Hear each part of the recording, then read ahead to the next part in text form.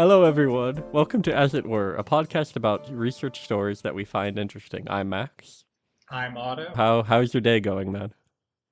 We had an app release at work today, and the first thing before the release, I walked in, my code was broken. So for once, it was my fault that the release was going wrong, and yeah, it was fun fixing Ooh, that. did you have to stay after? I stayed a little later than usual, but not much. For myself, I just got done with working out before recording. I was watching one of those Bollywood movies that are kind of what if John Wick, but it's like a regular guy in jeans and he's like killing British people. It's a muggy summer evening. The hour is 8:43 p.m. Eastern Standard Time. I sit obscured in darkness while I doomscroll on my phone. I'm on a site called Reddit, allegedly the front page of the internet. As I tap away, I come across a post. It's from a subreddit, as the site's forums are called, that I've never seen before, r/antinatalism.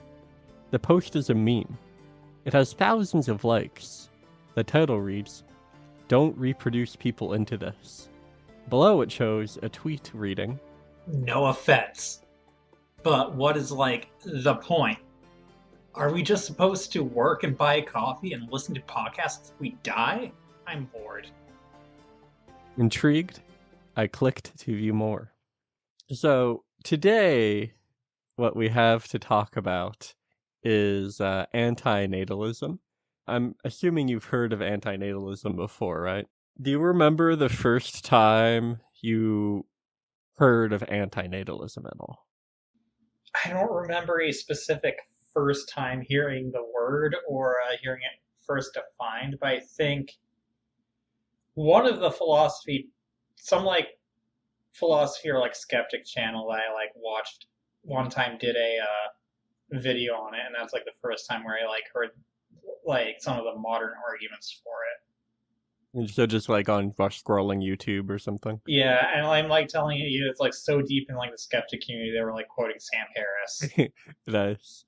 That's so I must admit I lied in my intro. I did first encounter the site on Reddit, but I was on r/askphilosophy and saw a post where someone was asking about antinatalism, and I first experienced it through replies on that subreddit that were essentially arguing against antinatalism. Though, going back, I think I've run into similar sentiments before, just not labeled antinatalism. I think most clearly was during A-Push. For those who don't know, that's a college-level history class that you can take in secondary school in the US. And we spent time covering the Shakers, who are a mostly extinct Christian denomination that required its members to be celibate, and actually had their stronghold pretty much in our neck of the woods here in the northeastern US. Oh, and there's also, do you remember that story about the Japanese guy who sued his parents? I thought that dude was from India. Oh, I think there was also an Indian guy. I think there was one of each. I don't know, somewhere in Asia that drives on the wrong side Yeah, of the so road. I think both of those were historical examples. This basically the same idea, though I don't think they called it antinatalism in the articles. So, before getting into the main script, I must add that as this is our first episode, we're mostly testing the waters to see how much we enjoy podcasting. I will be critically going through the history of antinatalism as presented by antinatalists. Otto hasn't read the script beforehand and is here to react. I've also tasked him with reading off the primary sources. But without further ado, I'll start. For my section, here are the main sources that I used.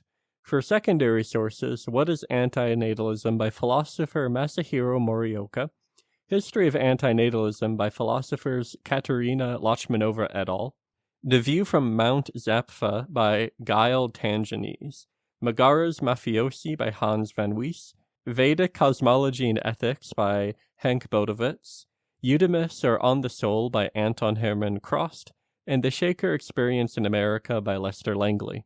My main primary sources include Vehement, that is VHEMT.org, Elegy and Iambus, translations by J.M. Edmonds, Oedipus et Colonus, translated by Eamon Grennan and Rachel Ketzinger, Shakerism by Anna White and Layla Taylor, The Manifesto by John Dunlavy et al., Persian Letters by Montesquieu, translated by Margaret Malden, Alexandrian Christianity, edited by Henry Chadwick and G.E.L. Olton, and the New Revised Standard Version updated edition of the Bible. So, some disclaimers. So far, the history of antinatalism has been a product of big history. Have you heard of that term before, Otto? Big history, yes. For viewers, that is a historiographical boat which tries to cast as large a net as possible. Some authors of big history reach as far back as the Big Bang, but the listener is probably more likely to be familiar with the approaches of authors like Jared Diamond's Gun, Germs, and Steel, or Marxism's Historical Materialism, which start around the birth of human society. And you're vaguely familiar or have heard of both of those, right? Yep. One of the main challenges of this approach for both historians and critics is that no one can be an expert on all of human history. One of my professors in grad school liked to describe this as the Zimbabwe problem. An expert of Zimbabwe regularly trusts a news station, but is livid due to how wrong the one time they cover Zimbabwe is. Is he supposed to mistrust everything else the news station covers? I wouldn't say so, but it's a good reminder of why we recognize the uncertainty in many truths. Isn't the official term for this Belgram amnesia? Oh, it might be? I'm not familiar with that term, but it 100% could be. I'm gonna Google it to see if I said that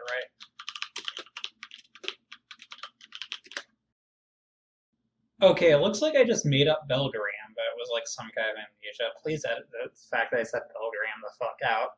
Is something amnesia? Yeah.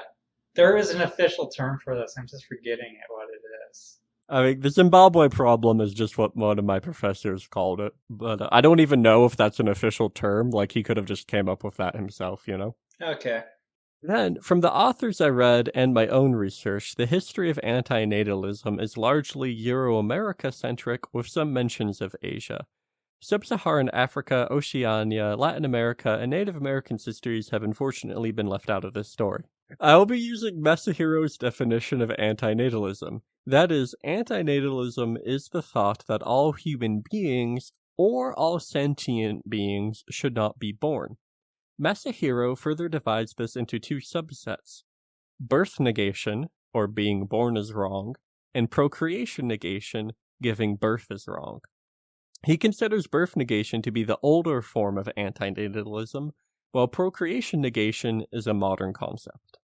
The word antinatalism originated during the Cold War, however it was not used in its modern sense.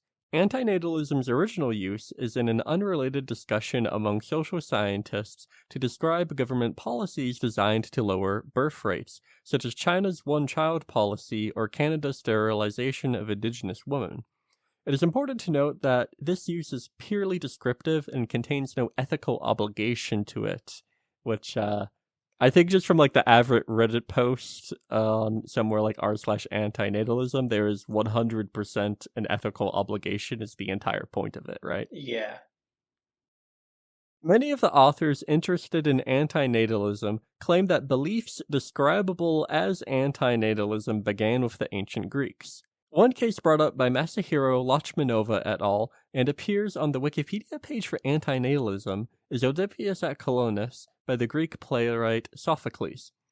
Oedipus at Colonus is part of Sophocles' famous trilogy detailing the tragic life of King Oedipus of Thebes, doomed by fate to murder his father and marry his mother. Oedipus at... Isn't it pronounced Oedipus? Is it Oedipus? I don't know. It's, Fuck it. I find one of the most annoying things is when people pause to, like, apologize about pronouncing a word wrong instead of just owning it, because, as someone who speaks multiple languages, people don't actually take it as disrespectful. So, like, sitting in a history grad class that covers world history, you will sit through literally every single person will have to be like, oh, I'm sorry, I'm gonna say this wrong, instead of just like going on with the conversation, and you lose so many man hours to it that it's just kind of a minor pet peeve of mine.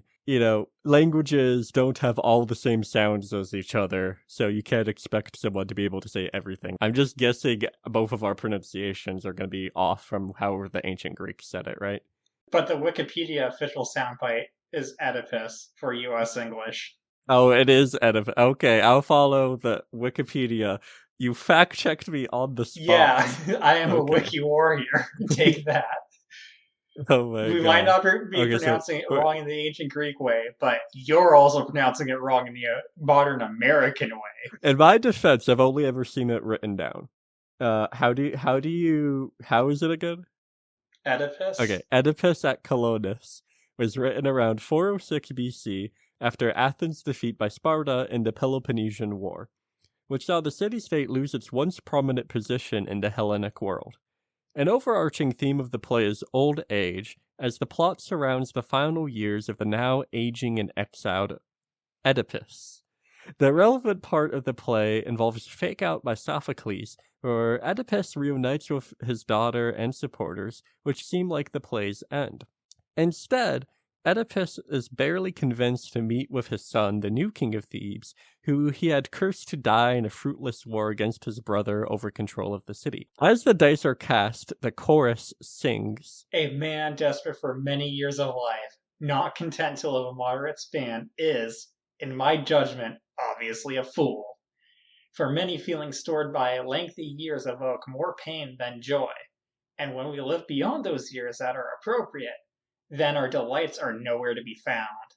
The finest of all possibilities is never to be born. But if a man sees the light of day, then the next best thing is, by far, is to return as quickly as he can, to go back to the place from which he came. For once the careless follies of his youth have passed, what harsh affliction he is spared, what suffering does he not undergo? So is this antinatalism? I'll let you get your take in if you have any thoughts in a second, but I do think there are some things that rhyme of what might be considered modern antinatalist thought, such as considering the balance of suffering and joy, but I'm personally a little skeptical. To me, the issue at hand seems to be like a dramatic bemoaning of becoming older, contextually in reflection of Oedipus's age and Athens' declining geopolitical standing, rather than an ethical obligation that being born is wrong. Being born not being the best option also leaves room that being born is still acceptable, which seems to be the case if you don't grow old and have the pleasantries of your youth outweighed later on. Do you think that's a reasonable take, or am I completely off I can base see here? that being a reasonable take in some moral frameworks, but from the pure consequentialist perspective, one could argue that if the best thing is X, then anything that's not X innately comes with the opportunity cost of X, and then therefore is bad. Mm. I see what you mean, though, but I don't think we should interpret it through a modern consequentialist lens. Yeah, that's fair. Yeah, because the Greek moral philosophy was very different from that. You know what I think my take on this is? What? It's weird that you brought up Oedipus and not bring up the one thing he's famous for. And what is that, if you want to explain to the So in class? the story of Oedipus that I learned in school is that the oracle told his father, who was the king, that one day their kid will kill them and take over the throne. So his father has his kid ordered to be killed, but then one of his henchmen are like, I can't kill his kid, so instead he brings him really really far away. So then Oedipus is sound exile, but then one day, as a complete stranger, he returns to Thebes, not knowing anything about his origins, and then in a chariot accident, he gets into a chariot accident, and then his dad, the king of Thebes, dies in the accident, and then he falls in love with the queen of Thebes, who is his mom, and then they fuck, and then afterward, Oedipus is like, so yeah, all I know is that I was sent away from a young age, and then I came back, and then somehow I killed the king of Thebes. And then his mother's like, oh shit, my husband, the oracle told him his son would kill him. And then they realize they're related. And then Oedipus is so disgusted that he has to gouge his eyes out. It is useful that you bring this up, because that is similar to what I remember reading in school. But when I was doing research for this, something that I didn't know is that that's only the first play, and there's two more plays about this guy. We're past those events already happening. So, what is your do you have a specific take? What is your on if that's antinatalist or not, or like what are your thoughts about the quote? I think this is going to, whether or not the quote itself endorses antinatalism, is going to be very relevant when we do the follow-up episode on the modern argumentation for antinatalism. So, like, I think we should put a pin in this. And that's a note, as Otto's planning on doing a part 2 where he'll go over modern antinatalist arguments. That's more from the philosophical and argumentative point of view rather than just going through the history that we're doing now.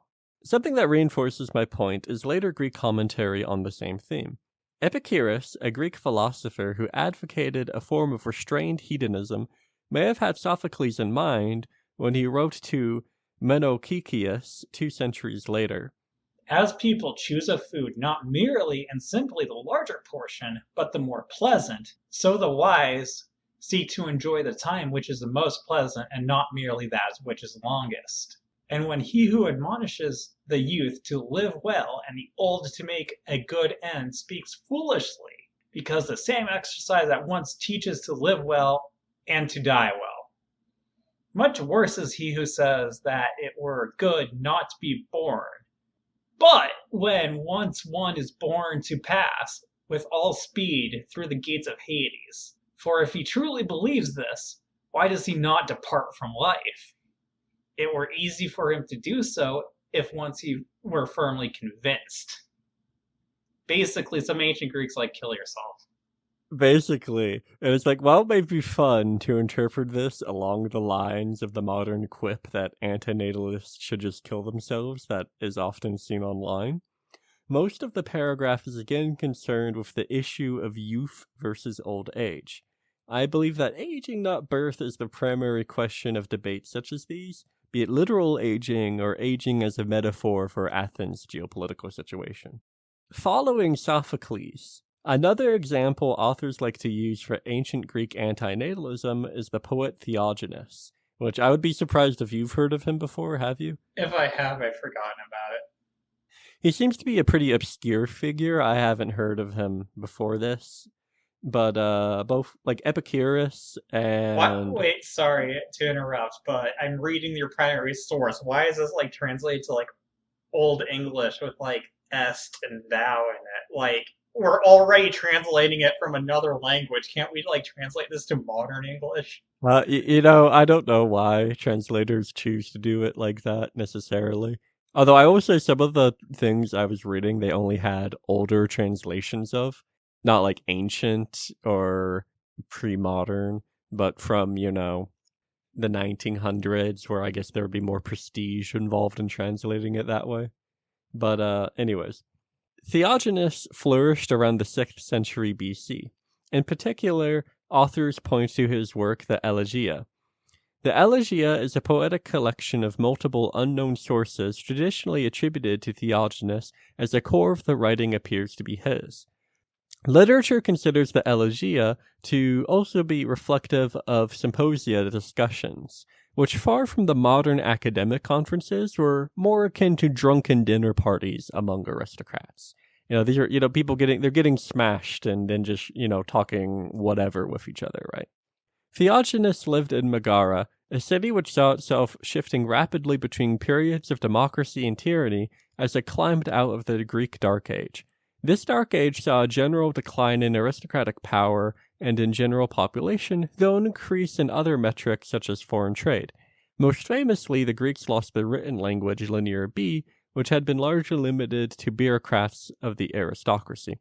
Yeah, actually, I think that's something that's a common misconception, is that the Greeks lost the ability to write, when one important detail of that is something like 90% of the population didn't know how to write already. And it was literally just a aristocratic, bureaucratic thing to write. So, Theognis appears to have been one such aristocrat who fell from grace during these tumultuous centuries, bemoaning, O thou miserable penury, why delayest thou to leave me for some other man? I prithee love me not against my will, but away and bygone to another house. to think that others possess my flowery fields, nor for me do the mules draw the yoke of the plough, by reason of this most hateful voyage. As one might expect from this description, the elegia do not have a central topic aside from perhaps complaining about the changing times. Theognis berates the youth. O young men, this generation, I am under no necessity to do these things. Be thou grateful for what I have done already. I have walked uphill both ways through the snow to get to school. Exactly. And he berates democracy itself. Kick thou the empty-headed commons, prick them with a sharp goad, and pull a galling yoke upon their neck. Thou shalt not find among all the men that the sun beholdeth commons that so love their masters. Theognis claimed similarly to Oedipus's chorus. The best lot of all for man is to never have been born, nor seen the beams of the burning sun.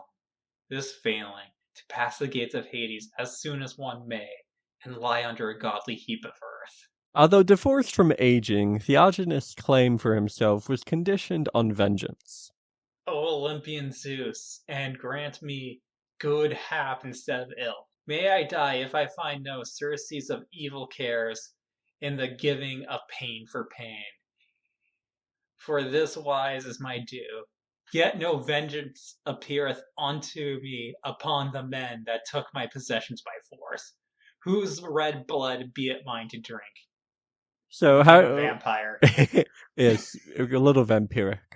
So, a final major source authors point to for ancient Greek antinatalism is a lost early work by Aristotle that has survived partially in writings of later authors such as Plutarch and Cicero.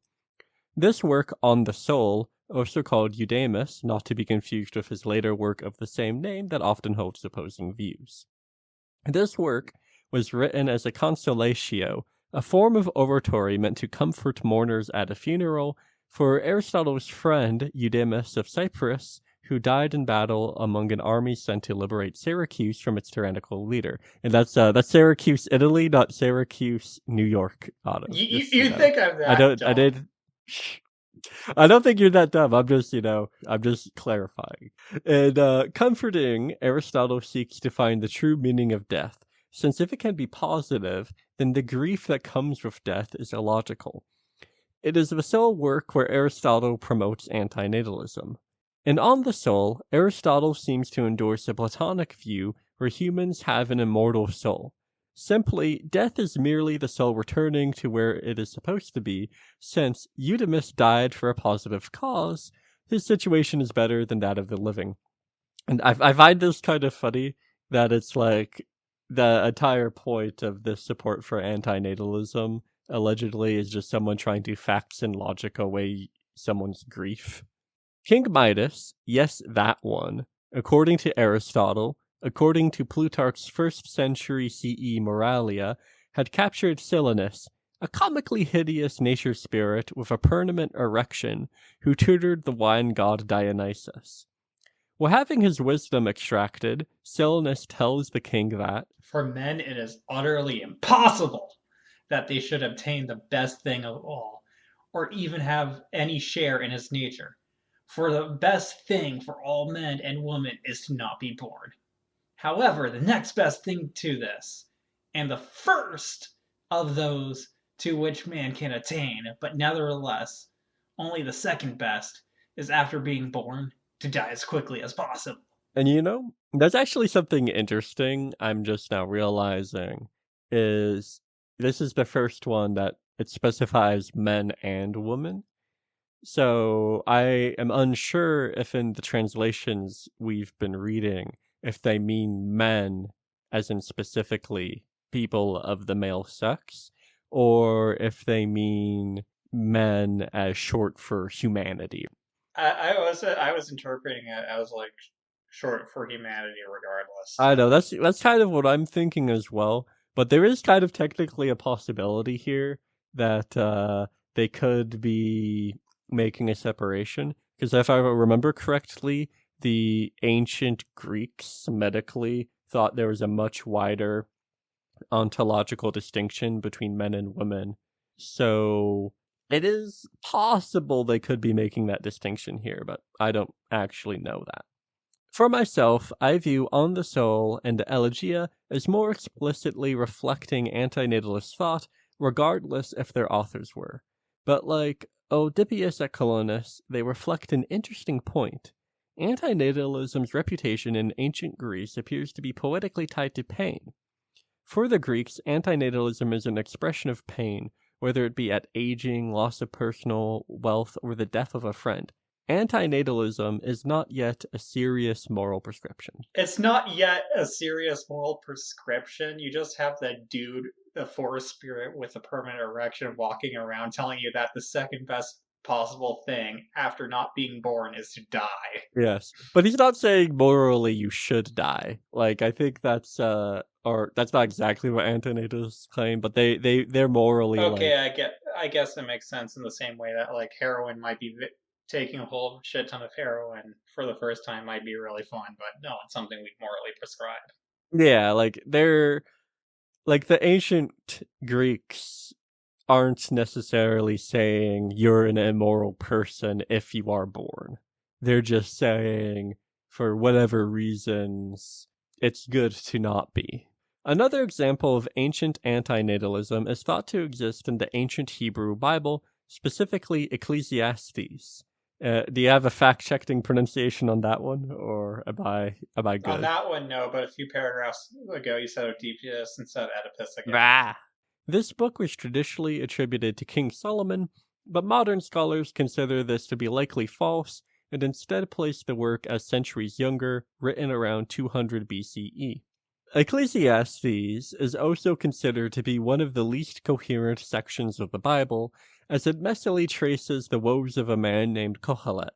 One scholar, Martin Shields at the University of Sydney, even notes that we do not know why or how this book found its way into such esteemed company. And so that's another thing that's interesting I'm noticing here is a lot of the early antinatalist thoughts, you have to like really dig into things that were on the sidelines. Or not necessarily the sidelines, but they have like an incoherence to them that's differing from a lot of the main canon, if that makes sense. One suggestion for resolving the contradictions of Kohelet is proposed by William P. Brown.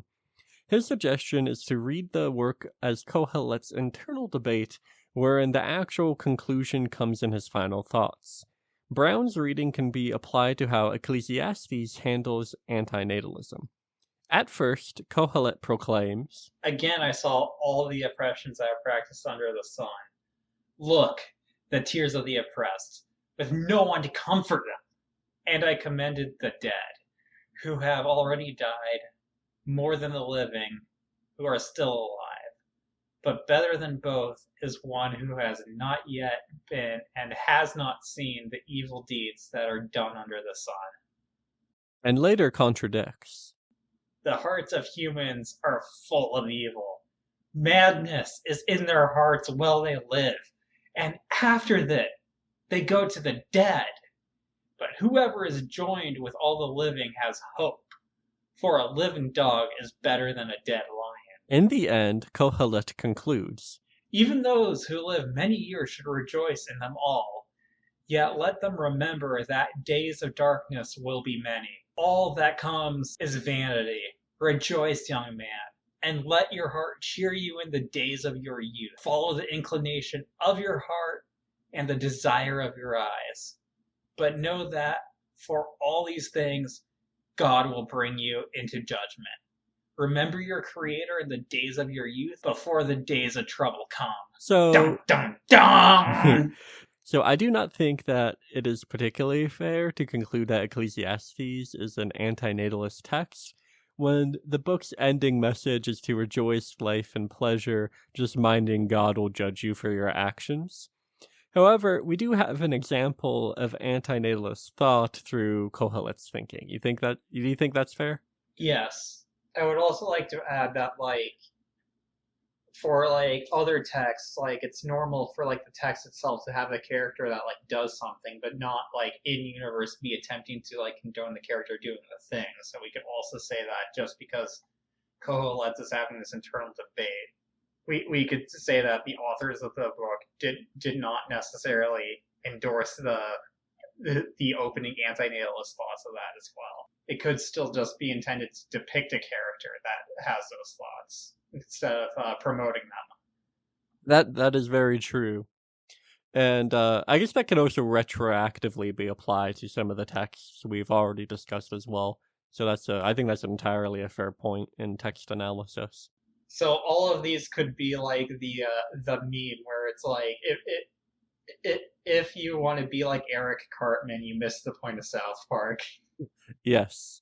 Or who's the American Psycho guy that a lot of the toxic masculinity people like going for? I don't know. I don't watch media. Yeah, but that's another one. Like he pops up in a bunch of the Chad memes and stuff. But anyways, leaving the West, Masahiro makes what I think is a compelling case that dharmic religions such as Hinduism and Buddhism are an example of antinatalism. This one is quickly established through logical deduction, so it will not require as much detail. The Sutta Nipata, a collection of the Buddha's sayings found in the Pali Canon, describes a Buddhist's goal as rebirth has been ended, a noble life had been led, what was to be done had been done, and there was nothing else to be done in this earthly existence. This is in the context of a worldview where human consciousness is constantly trapped in a cycle of rebirth called samsara, stuck in worldly suffering until it can break from the cycle, a state known as nirvana or moksha. According to ancient Buddhism, all births are births into the world of suffering and rebirth, hence coming into existence must be evaluated negatively. Similarly, these themes are found in most mainstream dharmic religions. If you're alive, that was a skill issue from your past life. uh, I guess that is technically how it works. Actually, don't quote me as saying that. I'm not a Buddhist scholar. Samsara, or the cycle of rebirth, first appears in the Hindu Upanishads, but came into full development around 700s to 100s BCE among Indian theologians. However, it should be noted that despite being logically anti-births, in practice, dharmic religions often promote procreation, and claiming that they were in practice anti-natalism falls into the trap of presentism, or wrongly interpreting the past through present values.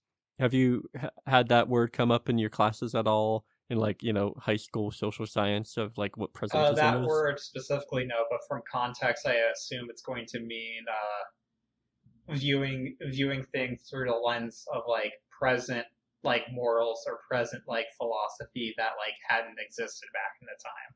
Yeah, like that an example is when you brought up the point about how through a utilitarian the thing earlier with Sophocles could be interpreted as antinatalism when utilitarianism would have been a foreign concept to the ancient Greeks. You got the concept nailed down. For example, the Laws of Manu, a Hindu legal corpus from the 2nd century BCE, states that the begetting of a son is a religious duty, the fulfillment of which contributes to the salvation of the father's soul.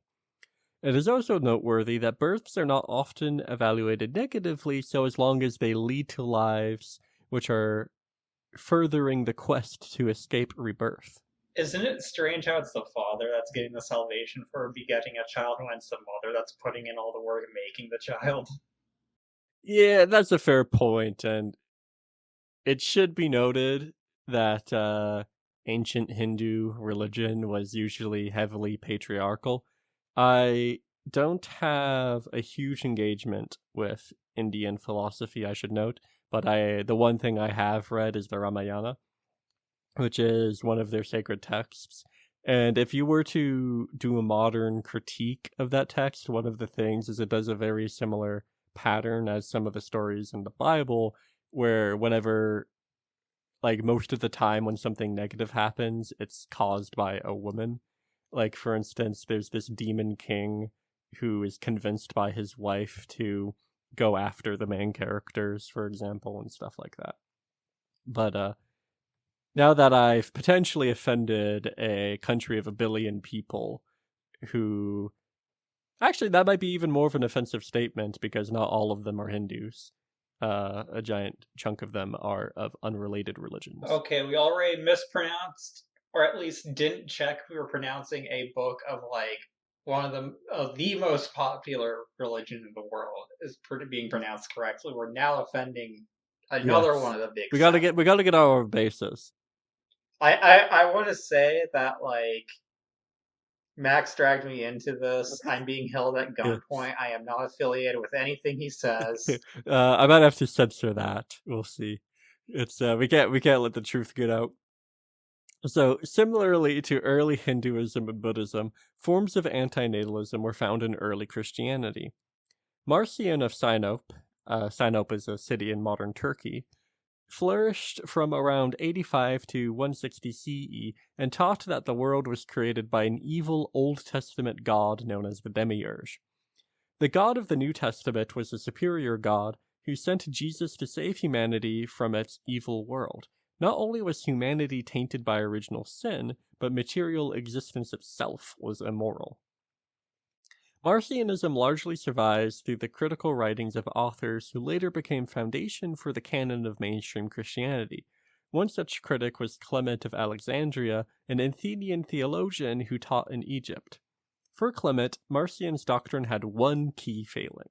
If birth is something evil, let the blasphemers say that the Lord who shared in birth was born in evil and that the Virgin gave birth to him in evil. Woe to these wicked fellows! They blaspheme against the will of God and the mystery of creation in speaking evil of birth. In contrast to the antinatalism of the early Greeks, we now find less emphasis on real pertinent suffering. Instead, antinatalism becomes the object of abstract theological debates. Like, the lack of data makes me stressed to take this with a grain of salt, but I believe this can be seen as a shift where another key element to modern antinatalist thought is found, though, which is sort of antinatalism is very much a doctrine bound community. But then again, you could say that about any tight knit online community about like any echo chamber can you can basically say that about these days. The the like I think the people you're seeing on Reddit like aren't representative of like everyone who like if there's an antinatalism spectrum and I guess we'll put a pin in this for like the next video, the antinatalism spectrum, because that also will like come into like some of the modern arguments sort of antinatalism. But you're being like selected for the people who will like comment on Reddit are going to be the people that are like more on the extreme end that do already have like their doctrinal dialogue tree that they're ready to spout off on.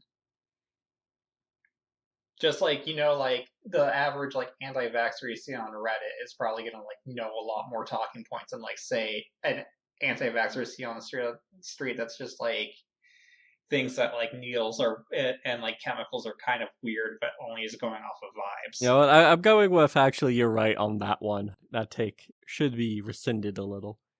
I'm always right. Yeah, I know I wouldn't go that far. But after Marcion, the historiography of antinatalism takes a rather large leap from the ancient Mediterranean to early modern France. Oh, and for people who aren't historians, the way that historians classify eras is typically a little bit weird. So the modern period is usually thought to begin somewhere around 1453, which would be the fall of the Byzantine Empire, or maybe a little earlier to 1492 for Columbus's voyage. So that's the modern period begins around there. And the early modern period is everything then before 1950, whereas everything starting at 1950 to our current times is what historians like to call the contemporary era. My favorite thing to note is that like the first atomic bomb, like on that timeline, the first like atomic bombs detonated are still considered like early modern. The Industrial Revolution is another cutoff people use, and that is actually thank you for pointing that out because I mean we're not talking about World War II France. We're talking about early modern, as in like the colonization of the Americas part of the early modern. For example, Lachmanova points to a quote from the philosopher Voltaire urging his peers to employ themselves in rendering a few individuals happy, then inciting the suffering species to multiply itself. Which to me doesn't seem inherently antinatalist, since he could just be referring to keeping population numbers low rather than ending all births.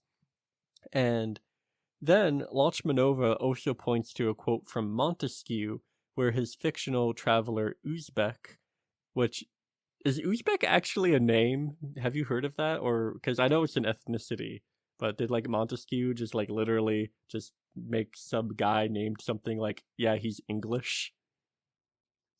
I've never heard it used as a name before, but in like the Ethernaut, the original comic version, there's some guy named Polsky, and then in the Netflix adaptation, it becomes Russo or Russian. So Yeah, so it could be a thing. Uzbek writes that we should weep for men at their birth, not at their death. This quote is from the Persian Letters, a social critique starring two Persian noblemen living in Paris during the reign of Louis XIV. In greater context, the letter reads, as soon as a great man dies, people gather in a mosque to hear his funeral oration. This is a speech of his praise, from which it would be very difficult to determine precisely the merits of the deceased. I would like to banish funerals. We should weep for men at their birth, not at their death. Of what use are ceremonies and the whole. What the fuck is that word? lugubrious. This is like what I. This is karma for like correcting you on how to pronounce Oedipus. It's like I have to learn. I've learned like 5 new words today. Once lugubrious,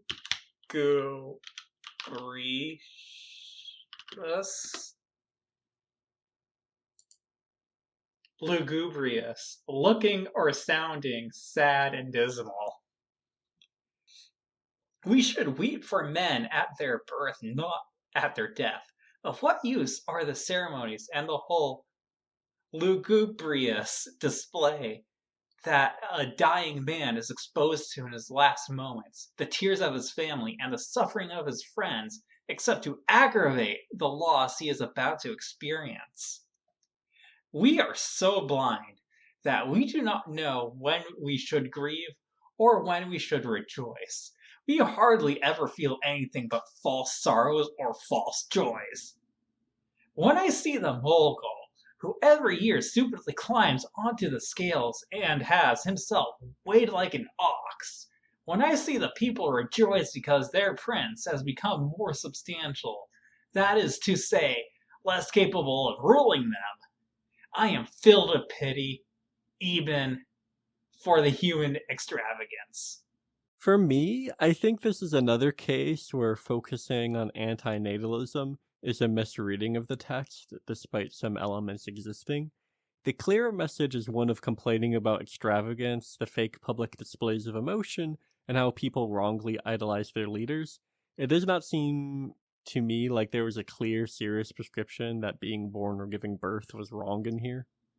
Yeah, I don't think it specifically like condemns the idea of being born, rather that you know what, actually, the way I'm reading this more is like, you know, the modern thing where it's like people like to have like celebrations of life after their death, or like tell people like, I want my funeral to be a party, I want you guys to like celebrate me and stuff like that. That's kind of like Kind of like the West African thing, like where they have the full on party that ended up being misinterpreted and birthing the coffin dance meme. even before that, like I've heard people like here in the US say like, I want my like funeral to be fun, I want you guys to be like partying, I don't want you guys to be sad. Like I've heard that sentiment before. Mm, that's fair. But then again, that's me viewing this with a presentist I lens. think, but because we're dealing with an Enlightenment philosopher who was, one of the people that is, very tied to the history of liberalism, I would say using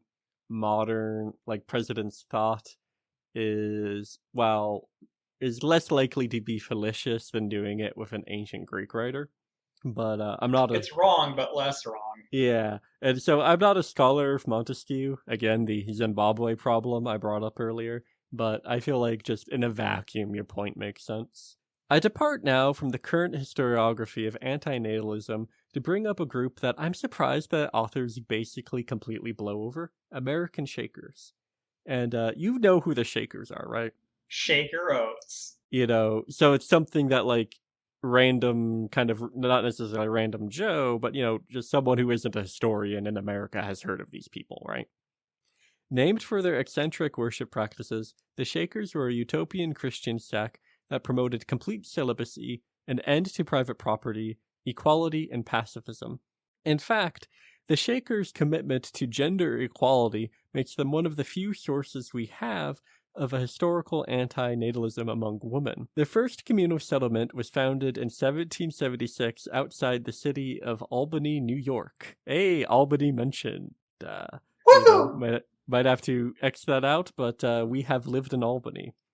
By 1836, they had around 18 towns in the United States and peaked in membership of at most 9,000 followers during the 1840s.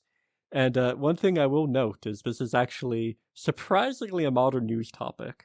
Just a couple of weeks ago, a news article came out that said that a new Shaker joined their current society. So their modern population recently increased from 2 to 3, which, mathematically, that's a big percent for just because it's a small population. They're the fastest growing religion in the country. Oh yeah, probably actually. Their sex membership largely declined after the American Civil War of 1861.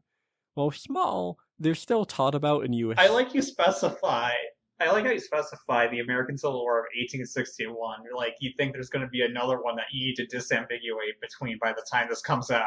Well, it's because not everyone's an American, Otto. We don't need to be ethnocentric here. There could be. Okay, are they gonna like look up the American Civil War and get like 5 different like ambiguous things to like look up? Like if I say like the first or second Ivorian Civil War, I don't need to know like what year they started to know like what order they were in. While small, they're still taught about in U.S. schools as early promoters of progressive ideals. In fact, I might have to edit this out, but the high school I went to was literally named after the Shakers. Of what I could find, authors of antinatalism only mention the Shakers once. Philosopher Théophile de Girard mentions them in passing as an example of the legacy early Christianity had on antinatalism, comparing the Shakers to Marcion and other Gnostics like the Cathars. However, as I will get into, this characterization I think is quite misleading, as they were celibate for different theological reasons. The Shakers caused disproportionate social outrage for their meager numbers. One contemporary man of letters, Josiah Holland, wrote that their celibacy was selfish and that the best thing the Shakers can do is pair off and go to separate housekeeping. To which a Shaker apologetic replied, "Marriage peoples the earth, but celibacy increases the forces of heaven." Shakerism by Anna White and Layla Taylor is one of the most comprehensive apologetics of Shaker doctrine that we have, published in 1905. White and Taylor were senior Shakers from Mount Lebanon, New York, which that's on the border of the state of Massachusetts, which seeded the faith's gender-equal government. They described Shaker theology as the first modern spiritualists, upholding God's dual masculine and feminine natures, the equality of sexes, the indwelling of the Christ spirit, and the process of working out salvation by becoming one with God. The comment about spiritualism might seem a little out of place, but it should be noted that the Shakers were open to theological teachings from a wide range of religious traditions, some even blending Eastern and Western traditions ahead of the more famous New Age movement. Suffragette Frances Ellen Burr had suggested to Anna White that Shakerism was at one with the teachings of the Hindu Vedanta, and a Shaker man from Watervliet, New York, Watervliet mentioned, exclaimed when reading about Hindu philosopher Swami Vivekananda that, to all such the hand of fellowship is extended of whatever race, color, or creed. Simply, the reason why Shakers were celibate is since Jesus was. They concluded that since Jesus was a man, humans could be like Jesus. Oneness with Jesus was necessary for salvation. White and Taylor worded it as, Humanity exists under two distinct orders and has so existed from the earliest times. Man broke God's inborn rule of continence and thereby lost God's gift of natural orderly reproduction in holiness and purity under law. The act of generation became a lawless violation of the Holy of Holies in the temple of the human. There has also been an order of virgin souls, celibates, who have sought and lived the life of continence and purity. That all are not called to this life is admitted, but that any can live and walk as Jesus did is, other than by crucifying the lower nature and leading the virgin life, is denied. An earlier Shaker apologia, the Manifesto by John Dunlavy et al., in 1847 explained its reason against fecundity as, "It is an attempt to serve two masters, Christ and Adam, contrary to the express words of Christ, for Christ and Adam are not one. To serve Adam by doing his work, multiplying and replenishing the earth, or propagating the people of the world, while preserving to serve Christ, whom the world hates. As really, therefore, and as correctly as Jesus Christ is not of the world, but of the Father, so really and correctly are his people, the children of God, not of the world, but of the Father, being born not of blood, nor of the will of the flesh, nor of the will of man, but of God." So, what I find interesting about this, of all that we've covered, I feel like the Shakers are by far some of the most explicitly anti-natalist in both doctrine and character. Their entire prescription is that they should not be giving birth, they're all celibate. And these read almost like 1800s Reddit text walls from, kind of, you can imagine an actually thrown in front of them. Although that is presentism, of course. "It is an attempt to serve two masters, Christ and Adam, contrary to the express words of Christ." Yeah, like exactly. And Sorry for offending the whole remaining three Shakers in the world. Our podcast is not going to take off now. But the historiography more or less ignores the Shakers, even when discussing Christian antinatalism. Here we also see an interesting commonality of modern antinatalists. There's sort of a sense of persecution in their language that they felt needed to be responded to through apologetics. Albeit, the Shakers, I think they were more real than how hyped up antinatalist rhetoric can be. From this point on, the historiography covers a trickle of various figures of 19th and very early 20th centuries. An unknown author pretending to be the German geographer Alexander von Humboldt wrote that, "I also believe that marriage is a sin, and the production of children a crime. Whoever marries with the intention to procreate is a sinner, because he gives his life to children without being able to give them the certainty of happiness." So wait, just really quick. When you say this dude was pretending to be the other dude, do you mean in that this was his pen name and the other guy was made up, or do you mean that this guy was like engaging in like impersonation? As in, this guy was impersonating. Okay. That's something is this actually comes up surprisingly often in historical sources. And if there's a author that was misattributed or could be impersonating, but we don't know who actually they're supposed to be, they're often actually called pseudo the person's name. So this is pseudo Humboldt, not actually Alexander von Humboldt saying that. I wonder about the historians, like, the events of Ender's Game happen, and then 10,000 years pass, and then, like, some calamity happens, and you're, like, picking through the wreckage of old Earth civilization. I wonder if, like, the Locke and Demosthenes in Ender's Game that were, like, Ender's siblings who are internet shitposting and all get conflated with, like, the prior Locke and Demosthenes that they got named for. Oh, that could be the case. I've never read Ender's Game, so unfortunately, I don't get the reference. Or like imagine like some future historian like seeing writings of like Sargon of Akkad, but like not knowing if it's the YouTuber or the historical figure. No. Oh, that is one of the most painful things I have ever been inserted with in my mind. You're welcome. Thank you for that. Danish philosopher and general fun guy Søren Kierkegaard wrote that the reproduction of the species Christianity wants to block it. German philosopher and even more fun guy Arthur Schopenhauer wrote that it would have been better if we had never existed. And lastly, Romanian philosopher and even funnier guy Emil Cioran wrote that not coming into existence is no doubt the best possible formula. And for why I was saying fun guys, those are all philosophers who are generally known for having very depressing takes, we'll say. Masahiro attributes the latter two's antinatalism to influence from the ancient Greeks, though I thought that the claim was more asserted than proved. He didn't specifically cite evidence, I don't think. This brings us to the one figure the author Karim Akirma called the author of the first completely anti-procreationist book, Koenig. Koenig is the pen name of an unknown German author who flourished around 1903 with the publication of their work Neo-Nihilism. We only have their anonymous writings to go off, so I would take what they claim about themselves with a massive grain of salt.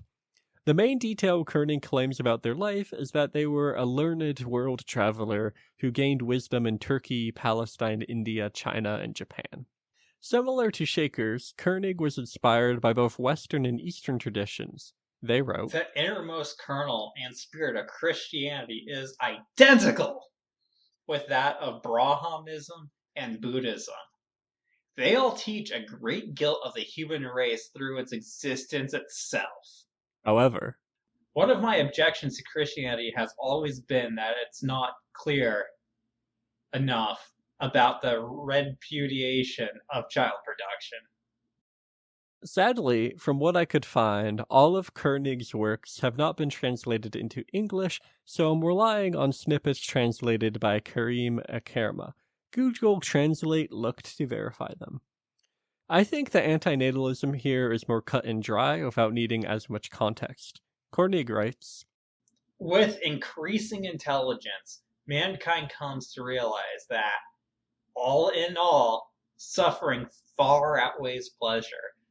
That it must stop procreation and must do so as soon as possible. You think you're saying and doing something pretty strong, beautiful, and full of character, don't you? But do you know what it is? Weakness of character and ignorance. I mourn the creatures you bring into the world, who could not defend themselves when you created them, who otherwise would have protested out loud against your action. Since it all boils down to suffering and destruction, our race serves nothing and exists only as a result of those who, like you, do not examine things thoroughly. Life is sorry, this is I need to take a breath. Life is suffering. To abstain from procreation is philanthropy and duty." which, I mean, forget what I said about the Shakers. That literally could be a Reddit post. Yes.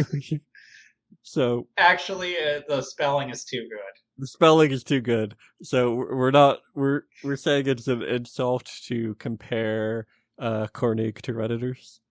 Yes. Okay. So, the last form of antinatalism I have to discuss today is environmental antinatalism, which I imagine was the most prominent secular form before modern versions. The earliest lineage of environmental antinatalism appears in the writings of Norwegian philosopher Peter Wissel-Zappfe, who argued in 1941 that human beings should decrease their population to below replacement rates and become extinct. At least in the US, the most famous form of environmental antinatalism came up a couple decades later and is known as the Voluntary Human Extinction Movement, or VHMT. Probably the most well-known disciple of VHMT is Nina Paley, which, have you heard that name before? Nope. Okay, you might know her from her satirical musical cartoon, This Land Is Mine, which has multiple versions on YouTube, all with millions of views, and depicts Palestinian... You do know that one? I don't. Oh, you don't? I don't. But it depicts Palestinian history as merely different nations killing each other under an angel of death. So she was essentially the main cartoonist of Vehement, and she even designed their logo. Another cartoon by Paley, which demonstrates the connection stronger, is the stork, which I've prepared for you here, Otto. A little snippet of it. So, how would you describe what I just made you watch? It is a depiction of cartoon animals and nature running away from storks that are carpet bombing the forest with suburban houses, SUVs, and babies. And huggies. And it's specifically the babies are the bombs. Yeah, the bombs, specifically the bombs, are babies blowing up and turning into American The point, suburbia. obviously, is like kids raising kids produces a lot of waste and consumption, and that's bad for the environment. Yeah, and I thought I'd just share with you another one of her comics, which you can read that out loud if you I want. don't. Oh yeah, well, I'll read it. When I get married, I'm gonna have lots and lots of babies. How many babies are you gonna have? None. None? Why not? Because there are too many humans already. We're poisoning our own habitat, not to mention the habitat of every other species, which are going extinct at a rate of 140 a day. Forests are disappearing. Landfills are overflowing. We need fewer humans, not more. Everyone's survival depends on it. But they're so cute. And this is a woman who's like ranting like that, and you see like a guy chopping down a forest and planes with smoke coming out of them, and like dead animals and nuclear power plants. Those aren't planes, those are The planes are on rockets. the other side. Yeah. Oh, my There's bad. also rockets, yeah. So I think that shows you, the type of people we're dealing with here, right? You got the nuclear misinformation with like the atoms coming out of these smokestacks, implying that like the new steam is radioactive when it's like not. Oh, that's actually a good catch. I forgot. I forgot about that detail because it's just like regular steam, right? Yeah. Okay. Viamet was founded by Les Knight, a teacher from Portland, Oregon. Because of course it's Portland. Portland mentioned. Yes, Portland mentioned. Knight participated in environmental activism starting with his time at Western Oregon University, even going as far as getting a vasectomy when he was 25 specifically to not contribute to overpopulation. Knight believes that phasing out the human species by voluntarily ceasing to breed will allow Earth's biosphere to return to good health. As a person, Knight has been described as rather sane and self-deprecating, as well as thoughtful, soft-spoken, articulate, and quite serious. Taking from their website, Vehement provides a series of questions and answers that helps explain their philosophy. Question: what is the voluntary human extinction movement? Vehement, pronounced vehement, is a movement, not an organization. It's a movement advanced by people who care about life on planet Earth. We're not just a bunch of misanthropes and antisocial Malthusian misfits taking morbid delight whenever disaster strikes humans. Nothing could be further from the truth. Voluntary human extinction is the humanitarian alternative to human disasters. When every human chooses to stop breeding, Earth's biosphere will be allowed to return to its former glory, and all the remaining creatures will be free to live, die, evolve, if they believe in evolution, and will perhaps pass away, as so many of nature's experiments have done throughout the eons. Question: are you really serious? We're really vehement. And they even address antinatalism directly. Question: would we be better off if we had never been born? The philosophy of antinatalism is one major route to voluntary human extinction. The idea is that we have no right to bring someone into existence where they will surely suffer. They're not suffering in non-existence. What you mean? I don't want to spoil for Otto's part, but technically they're only hinting at one of the arguments for antinatalism, not all of antinatalism with that. But what's interesting about environmental antinatalism is it's essentially making an empirical claim that hasn't been tested and can't really be, though we do have some reason to doubt it. A study actually came out this year by Kai Uchida et al. Titled Biodiversity Change Under Human Depopulation in Japan, and gets close, though of course we cannot examine human extinction itself empirically. From its abstract, To better understand whether human depopulation automatically yields environmentally restorative outcomes, we examine the impacts of human depopulation on aspects of biodiversity in Japan. Alongside population, land use, and surface temperature, we analyze biodiversity change among 3,386 species of plants and animals in wooded, agricultural, and peri-urban landscapes across Japan over periods of 5 to 17 years from 2004. Irrespective of human population increase or decrease, biodiversity losses continue among most species studied, mainly because of change in agricultural land use, either due to urbanization, disuse, and abandonment, or intensification. Only where human numbers are currently stable, biodiversity is also more stable. So there does not appear to be an inherent reason to think why human depopulation will result in the environment recovering. Personally, I think Vehement falls trap to seeing humans as separate from the environment, which in the case of how ecosystems work just isn't really the case. We're part of the ecosystem, right? Yeah, beavers can go around and like gnaw on all the trees they want, and that's considered natural, or like be like one of the earlier mass extinction events when like all the bacteria produced started metabolizing carbon dioxide, and that severely dropped the temperature of the earth as it all got converted into oxygen. That's like considered natural, but then like we the humans are the ones that like get the moral weight added onto us. So, going with the environmental antinatalism, we see sort of a similar pattern where I think one of the most consistent lines through here has been antinatalism is arising out of different anxieties.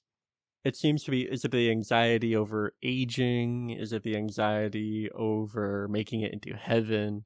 Is it the anxiety over the environment being destroyed, right? I just find that as an interesting component of it, that it's almost always coming from a reaction, like an anxious reaction to something. Do you think that's a fair characterization? I think that's a fair characterization. I think that's also like where a lot of other like Reddit like weird extremist groups like r/collapse come in from as well.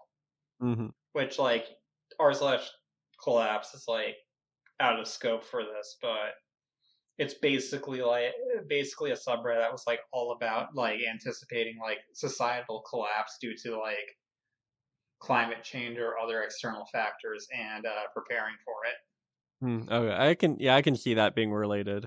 That might be that. I forget how much of it was like actual prepping stuff. It like gets brought up in prepper communities, but I forget how much prepping is Mm-hmm. actually discussed on there. It's been years since I've been there. So this brings us to the end of our episode on the history of antinatalism.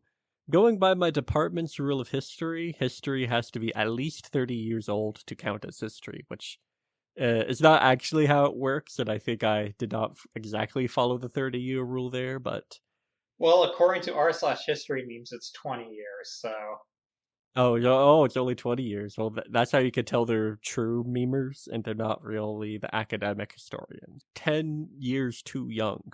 well, that's one of the ways. I think the more obvious way is they only ever meme about like the same 5 events in human history. Yes, and half of the time it's incorrect information. A quarter of the sub's content by volume is like misinformation about World War II. So, thank you for listening to As It Were. If you like our work and wish to donate to the show, I'll have a Ko-Fi or similar app set up for it by the time of release. I think it's supposed to pronounce coffee because it's like supposed to be buy me a coffee. Okay, so your final word is correcting my pronunciation again. Yes. Nice.